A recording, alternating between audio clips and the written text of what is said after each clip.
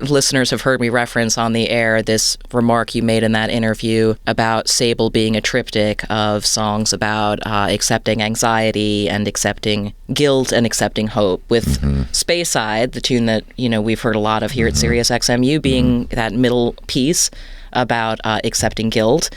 Tell me a bit more about that song and sort of what made it leap out to you, because they're all three, I feel like, such engaging songs. What made that one kind of feel like the one to represent the trio? Yeah, well, I mean, shout out to my label, Jaguar, for kind of, I never know which, exactly what to lead with or anything, but it did make sense. I'd never really, even though there's a lot of folky cabin energy in my stuff, I'd never really had a song that was just straight up, acoustic guitar and voice.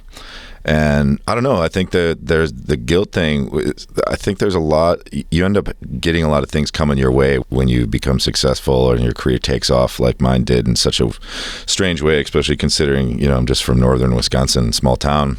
Never expected any of it.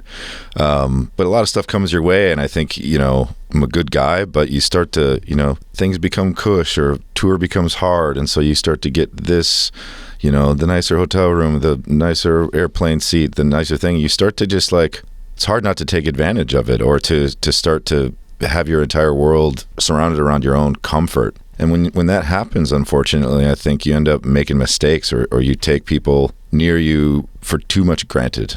And I think looking back at, I was very reflective through COVID, and I was actually in Key West when I made that song, and I just had a moment to be like, you know what, I haven't been perfect, and I have not been a great son, a great brother, a great, friend, and I wanted to try to reckon with it. You can't really ever make up for it all, but it was time to do that, and that song also kind of came out in just one afternoon.